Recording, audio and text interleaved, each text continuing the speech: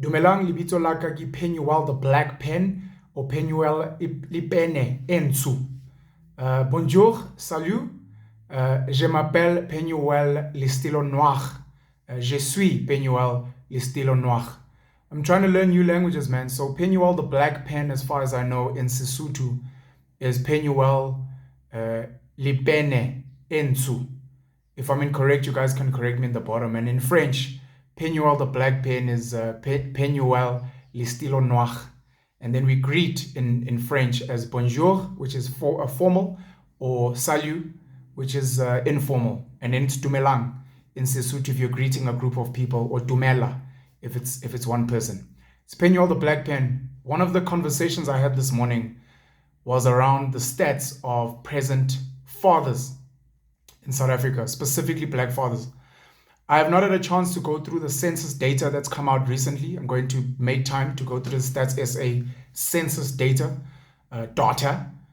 Census is basically where they count South Africans, specifically with the ambition of figuring out who needs services, where can government budget more, where is infrastructure needed to be developed, and just to have a picture of what's happening in our country. And you can imagine moving into 2024, some of the things we'd really like to know is how many foreigners are in South Africa, legal? How many foreigners do we have in this country, illegal?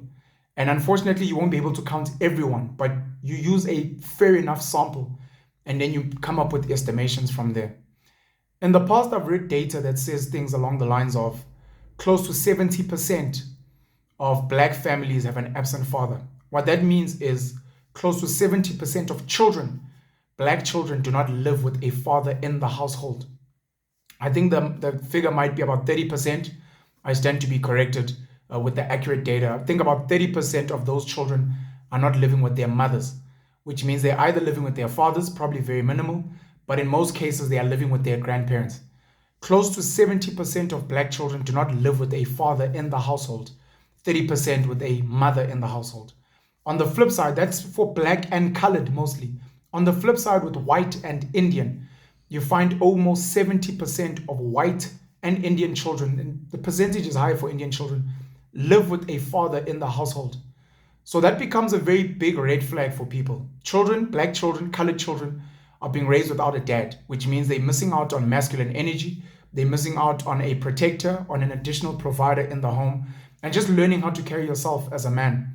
On the flip side, you've got 70% of white and Indian children that do have a present father. And some of this, we try and draw a line and a link between the mental health of white and Indian children versus black and colored. We try and draw a link with the economic status of white and Indians compared to blacks and coloreds. Now, in unpacking this, we need to find solutions, because we have to agree first and foremost that it is not ideal for children to not live with their father or to have general access to their father. The counter argument of dads don't really need to be around can be discussed on another day.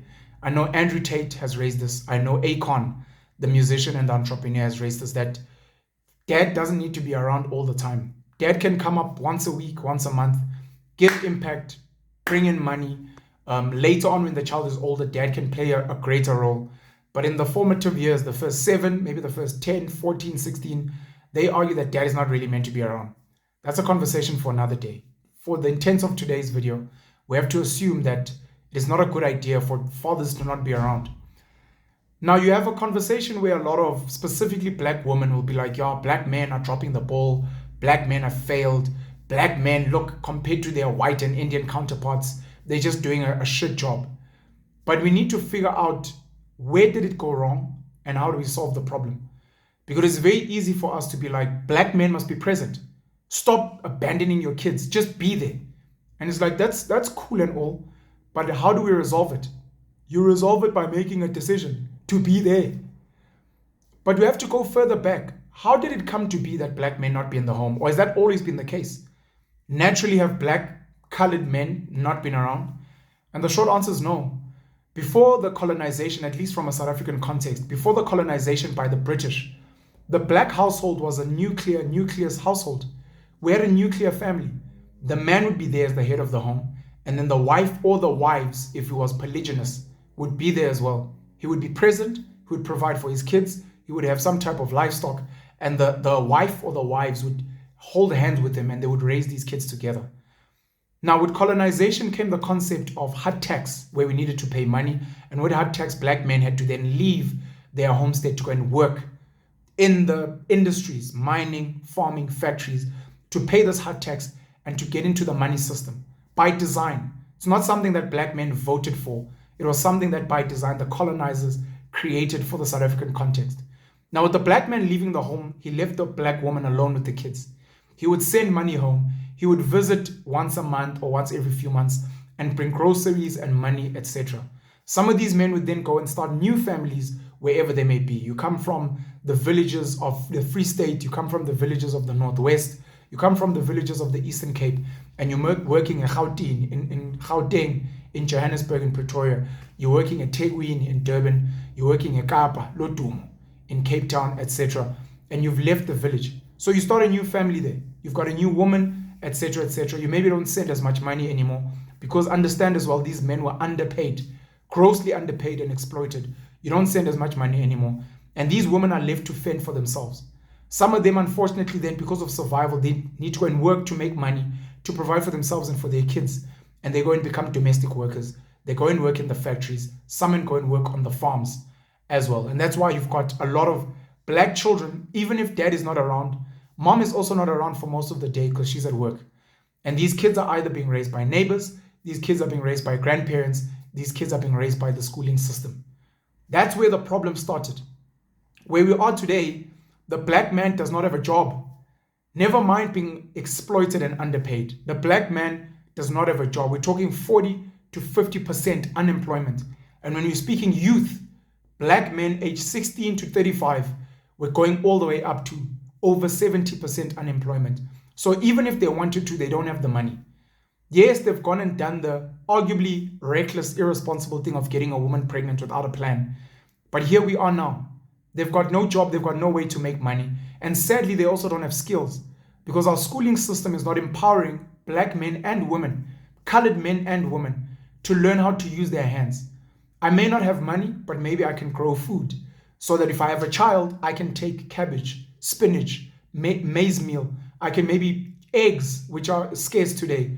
Eggs, I can take milk to my child. I can't even do that. I cannot build furniture for my woman or my child.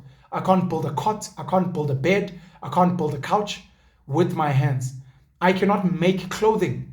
I cannot make, if I can't afford a t-shirt, pants, at least I can sew clothing for my child out there. We do not have basic skills. I can't even build them a home. Even if it is a hut, whether it is made of straw, of twigs, of branches, whether it is made of mud and cow dung, whether it is made of clay bricks, we don't even know how to build structures. We are actually being beaten by birds. Birds can build a nest. We can't even do that. The closest we can do is shacks with corrugated iron, steel, and other materials, cardboard, etc., etc. So black men unfortunately can't provide, and some of them out of shame do not then get close to the child, and the child is raised by the mother, maybe by the mother and her family. If he's lucky enough to get an RTP house, maybe he can live with his woman there, but he cannot provide. That's where we are today if we're trying to solve these problems. The white and the Indian men have got jobs.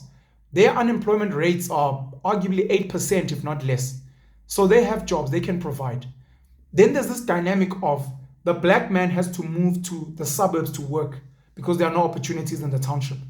So he may not even stay in the township or the squatter camp. He goes and he lives closer to the suburbia where he is away from his children and his family.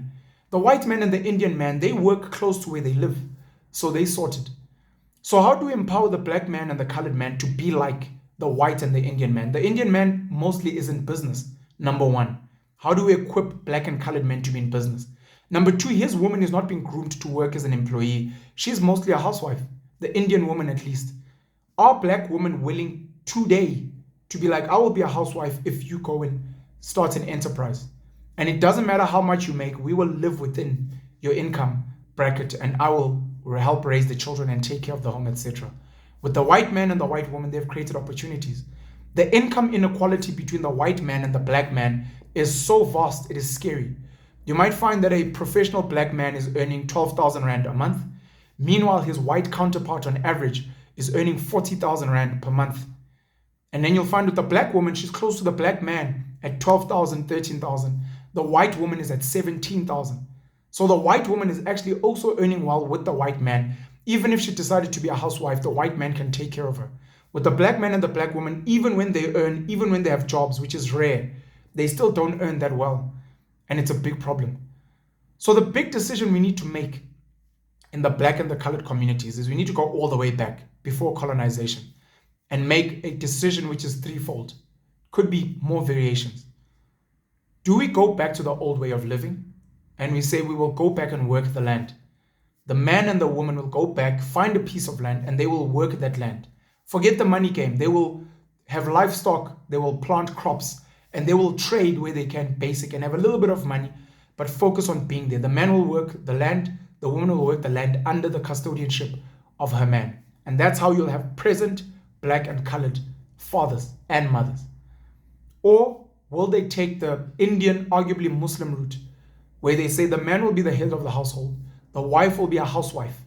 The man, whether he's going into work or whether he's going to business enterprise, he will provide for the family. If he's making 10,000 Rand, that's what the family lives on. If he's making 20,000 Rand, that's what the family lives on. If he's making 80,000 Rand, that's what the family lives on. Or the third option is, are we going to try this white model that we have today, as difficult and as exclusionary as it is? The man and the woman come together, black and colored, and they say, listen, we will both go out and work, but we will do this together. If I'm making 5,000 as the man and you're making 12,000 as the woman, we will combine our money and we'll make this thing work. And we will go through all the therapy we need to go through to make sure that this thing becomes a success. And it doesn't matter how hard it is. It doesn't matter if the man is bringing another woman in. The woman is saying, bring this woman here. We will find a way if we live next door to each other or in the same house. But our children, even though you have children, different women, they will live with their father. If it is not every day, it will be at least every other day or once a week. But you will be here and we will hold on because we are trying to make sure that our children have their father present. But we will go out and work. You must go out and work and we'll make this thing happen. And if you cannot work as a man, you can't get a job, you can't get a hustle opportunities, we as the woman will go out and work. But you will be in this household. You won't go and hide in a shack somewhere and be miserable. You won't go and live in a back room in a township somewhere and be miserable. You won't even go live with your parents. You will live with us as your wives or as your girlfriends, as your baby mamas, so that our children have a present father. These are the options we have currently. And look, there's going to need to be a lot of therapy and counseling, and we're going to have very uncomfortable conversations and living habits. Feminism, women empowerment, necessary at a time of survival, were brought in after colonizers destroyed the black family. If the black family was reunited, we would not have needed women empowerment and feminism. If you look at the Indian Muslim families, they don't need it. If you look at a lot of the white households, they don't need feminism and women empowerment. They're fine. They're happy to be a housewife or to go and work. With the black households, women empowerment and feminism became strong because the black man was not there. So the black woman needed someone to fight for her. And weirdly, it became the white man who said, look, you should get these opportunities. But now she's fighting with the black man at the bottom of the food chain. So we need to have those conversations. Are they working for us? Are they not? And what do we want? And then give these options and let every mother and father with a child choose.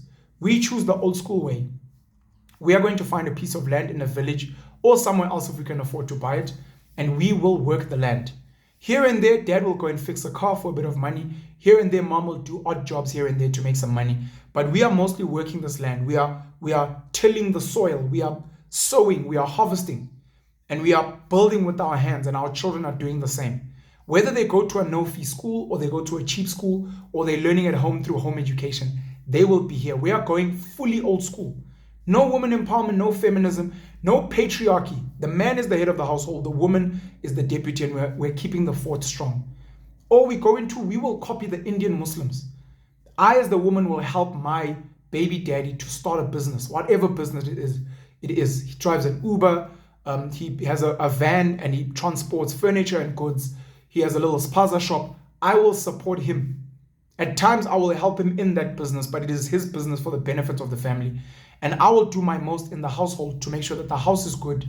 I do odds and ends, but he guides us and we live with whatever he has. Or we are in this together. You work, I work, and we make this thing work. In the traditional model, polygyny is there. The man can have multiple wives and they work the land together. In the Indian Muslim model, the Muslim model in particular, polygyny is available. The Muslim man can have up to 4 wives if he can provide for them. So that is fine. In this me and you together, mostly polygyny is not proposed, is not supported. But in a situation where a guy he went and he cheated and he got another woman pregnant, what now? Because he's got a family here. Him and this woman are trying to make things work, but now there's a household there with an absent father.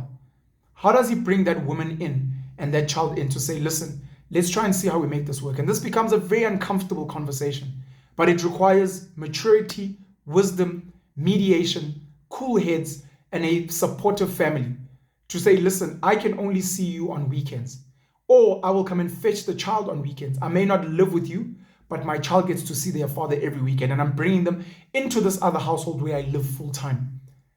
Or I'm bringing both of you and I will split my time between the two households. Because here we are now.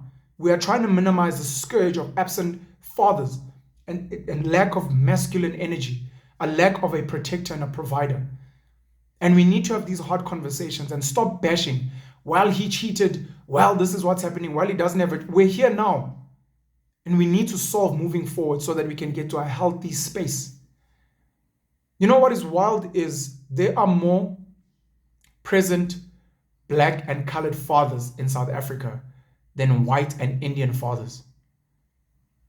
There are more black and colored fathers who are present than white and Indian from a numbers perspective. From a percentage perspective, 70% are absent on the black and colored end and spectrum, 70%, which means 30% are present. On the white and Indian spectrum, 70% are present, which means 30% are absent. But when you look at the dynamics of the demographics of this country, we have 8% white and 2% or 2.5% Indian and 80% black and 8% colored. That's 88% of the population is black and colored. So 30% of those people that are present is a much bigger number than the whites and the Indians if we're looking at numbers. But most people focus on the percentages. And the percentages is what I'm speaking to in this video today. To say we need to fix the bulk because we want a healthier family. We want a healthier family dynamic. We want more productive citizens. And if it means that certain women have to share a man, so be it. If it means certain men have to share women, so be it. You've got a woman who's got children with more than one father. She's got children with 2 men or 3 men. Those men, how do they become present in their children's lives? This woman is the mom. Now, how does she make sure that these men, is it a situation of the men all living under one roof? Which men would be like, are you fucking smoking pips? Maybe, but let's have the conversation. Can you guys do it? And if the answer is no, then how do we make sure that these children, even if they don't live with you guys full time, but the mother's coming to bring the children to all households, or the fathers are coming to fetch their children at least every weekend? So I don't live with my dad because my mom has got children from 3 men, but every weekend we make sure that we're spending time with our fathers. And we're either spending them individually with our fathers, or our fathers have sat down and conversed, and they all love football. So when they're going to watch football, they drag all of us along. These are our 3 dads, and we get to know each other as siblings and with our fathers. Or there's one father who on certain weekends is like, bring all the kids to me, because the other fathers are working or they're far away, and we make it work. Blended family, modern family, whatever you want to call it, because we're trying to make sure that kids are being raised with fathers that are there, and where possible with mothers that are there. My video is just trying to address this really, really big problem that we have in society.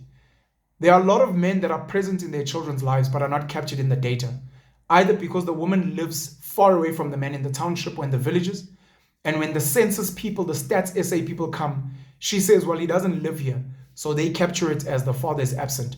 Meanwhile, every weekend he comes home because he works somewhere far away. But it's not because he's absent because he's fully absent, but he is ticked as absent. A lot of women advised by nurses in public clinics and hospitals, advised by their own family members, are told to always write dad is not around. And even on the birth certificate, they lie and they say they don't know who the father is, or they lie and they say dad is not around, I don't know his ID number, etc. This helps them gain access to child grants, SASSA grants of 490 Rand a month, much easier, because now they don't have to prove that dad doesn't have an income. It's just me as the mom and I don't have money and I'm a single mother, therefore help me. It's easier to get the kids into free schools and because you don't need the father's ID, you don't need the father's and. So you find that a lot of the data is not correct. If you want to prove that these theories hold, you need to look at those women. If someone was to pull this data, you look at those women's cell phone accounts that are recorded. How many of those women are receiving e-wallets on a weekly or on a monthly basis? Where are those e-wallets coming from? How many of them are collecting money via money transfer at ShopRite, at PEP, at any other store where they are collecting money that is being sent? Who is sending that money? Where is it coming from? When you visit these women at the end of the month, do a stock take of their groceries. Who brought these groceries? Where are they coming from? You find that there's a lot of men that work as security guards, as factory operators, as farm workers, as mine workers, who are sending e-wallets, who are sending cash sends, who are sending send imali, instant cash. This is through Standard Bank, Nedbank, Absa, FNB. They are sending money via ShopRite, PEP, etc. They are sending money to the mother of their children. They are providing, but it is not captured in the data. You find a lot of them visit their children on weekends, once every 2 weeks, at the end of the month, at the end of every quarter, and they bring groceries there. But that is not captured in the data. And if you were to do a deep dive of the amount of support that these women get from the fathers of the children, from their grandparents, etc., you might find that the children are being provided for. But when the stats essay and the census people go and do an analysis, they're like, dad is not around, tick, absent mom. Mom doesn't work. She's no income. Oh, there's no money here. And you're like, you guys are not giving a holistic picture. Because people are trying to suck from the state and from tax, it's fine. But now it's sending out this message that is not fully accurate of what's happening out there. But my video is more focusing on how do we get more fathers to be present, especially in the black and the colored communities. Let's figure out where it went wrong and let's try moving forward and sort this out. I'm very passionate about coming and sitting with men, sitting in families and trying to find solutions. If you don't have access to your children as a man, let's try and figure out why mom is giving you a problem. Let me try and help you go through the court system, through the family advocate and the children's court, the family court, in gaining access to your child. Let us try and see if the families can sit together and find solutions. Sometimes the problem is the mother's side of the family. Sometimes the problem is that damages in Tlawulo was not paid. We can work around these things so that the father can see the child. Sometimes the issue is distance. The mother for the child lives in Limpopo, the father's from the Eastern Cape. At which point do they maybe share the child? Men, unfortunately, are going around getting women pregnant and are not taking responsibility and accountability for their actions. A lot of women are not taking ownership of contraceptives and saying, I'm not ready to fall pregnant. I will fall pregnant within a certain setting to make sure that this child is in a loving home. If it's not going to be the father, I will only fall pregnant once I've met your family, once I've met your mother, your father, your siblings, so that if you ever get me pregnant, it is not just that I've lost contact with you. I don't know where he is. I don't have his cell phone number. I have access to your mom, your dad, your brother, your sister, your aunt, your uncle, your cousins, so that if you're not around, they can help me raise this child, and this child has access to the paternal side of their family. Because sometimes our fathers are rubbish. They're alcoholics, they're drug abusers, they're criminals, they're in jail. They are dead, so they're not here. The child can still access benefits from the father's side of the family because the mother has taken it upon herself to say, I will build a relationship with this family so that my child at any given time has got, outside of my family, a grandfather on that side, has got uncles on that side, has got male cousins on that side, that they can suck from and get this masculine energy and protection and provision and.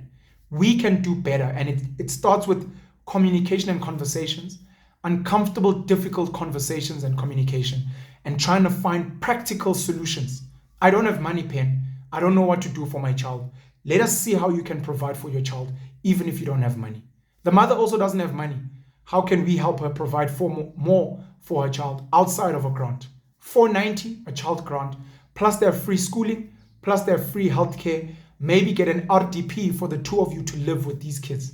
And then let's see if we can get you odd jobs somewhere out there to provide for these kids. Let's help you set up a farm, a garden, or let's plug you into a community garden somewhere so that you can solve your problems. Let's plug you into a Salvation Army so you can get free, donated, or cheap secondhand clothes. The solutions are there if we can come together and rebuild our family and then rebuild our communities and solve these problems. Penuel the black pen, Penuel the swart pen, Penuel li pene ensu, Penuel li stilo noir. Love you guys very much. Have a great and blessed day. Let's build healthier families. Salut. I'm out.